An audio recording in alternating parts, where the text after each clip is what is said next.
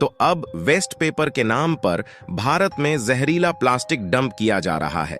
और ये वो देश है जो एक तरफ भारत को अपना दोस्त बताते हैं और दूसरी तरफ ऐसे कुछ लोगों को अपने यहां पर रहने देते हैं जो भारत के लिए काफी बड़ा खतरा है। आज बात करेंगे भारत की पेपर इंडस्ट्री के बारे में, जिसकी आड़ में कई टन सड़ता हुआ प्लास्टिक भारत भेजा जा रहा है। और कमाल की बात यह है कि इसमें किसी भी तरह की कोई रोक टोक नहीं है। ये देश है यूनाइटेड स्टेट्स और कनाडा, जिनका छोड़ा हुआ कचरा भारत में पोल्यूशन फैला रहा है। पूरी अपडेट क्या है इस वीडियो में समझते हैं। आगे बढ़ने से पहले वीडियो को लाइक करके चैनल को सब्सक्राइब जरूर कीजिए। ये आपके लिए 1 सेकंड का काम है, लेकिन इससे हमारी काफी बड़ी मदद होती है। आपको बता दें कि भारत में हर साल तकरीबन 13 मिलियन टन पेपर का इस्तेमाल होता है, लेकिन इसमें से केवल 25 से 28% पेपर को ही रिसाइकिल किया जाता है। कुल मिलाकर दुनिया भर में 60 से ज्यादा ऐसे देश हैं जो भारत में आज पेपर की डंपिंग करते हैं। एक तरह से देखा जाए तो पेपर इंडस्ट्री के लिए एकदम सही है, क्योंकि भारत खुद एक काफी बड़ा कागज का एक्सपोर्टर है और करीबन 3 बिलियन US$ का कागज भारत एक्सपोर्ट किया जाता है। अब इतनी बड़ी एक्सपोर्ट इंडस्ट्री को सपोर्ट करने के लिए इतनी बड़ी मात्रा में पेड़ नहीं काटे जा सकते, इसलिए वेस्ट पेपर दुनिया भर से भारत में इंपोर्ट किया जाता है और फिर यहां से रिसाइकिल करके एक अच्छा खासा फॉरेन रेवेन्यू भारत आ पाता है। पर कुछ चालाक देश अब इसका गलत फायदा उठा रहे हैं और अपने यहां का सड़ता हुआ कचरा इस पेपर में मिलाकर भारत भेजा जा रहा है। टाइम्स ऑफ इंडिया के इस आर्टिकल के मुताबिक वेस्ट प्लास्टिक की कई टन क्वांटिटी इस पेपर में मिलाकर भारत को शिफ्ट कर दिया जाता है और इसकी वजह से 2 काफी बड़े नुकसान भारत को झेलने पड़ रहे हैं, जिसमें पहला है वेस्ट पेपर की प्रोसेसिंग कॉस्ट। प्लास्टिक के मिले होने की वजह से पेपर को अलग करने में ज्यादा समय और पैसा बर्बाद हो जाता है।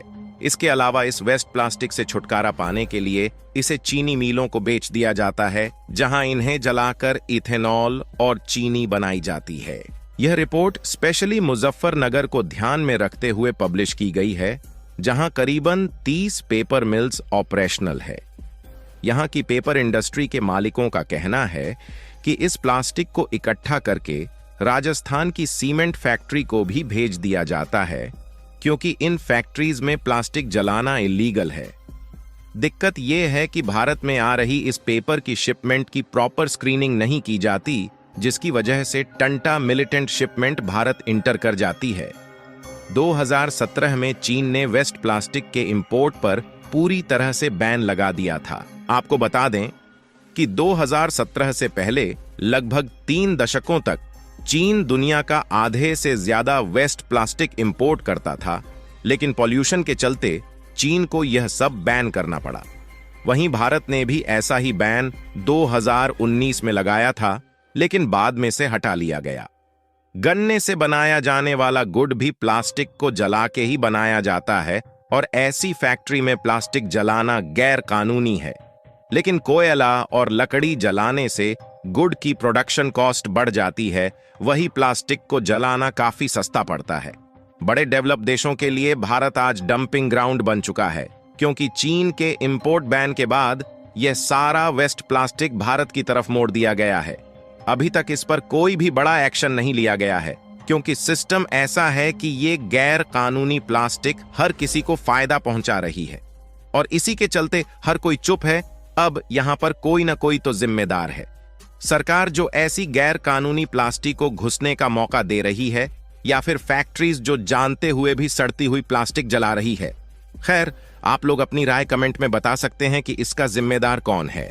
अगर दूसरी खबर की बात करें तो 1 दशक पहले चीन ने एक ऐसी चाल चली जिसकी वजह से आज 90% सोलर इक्विपमेंट इंडस्ट्री पर राज करता है और दुनिया के लगभग सभी सोलर प्रोजेक्ट में आज चीन से आए किसी न किसी कंपोनेंट का इस्तेमाल किया जाता है।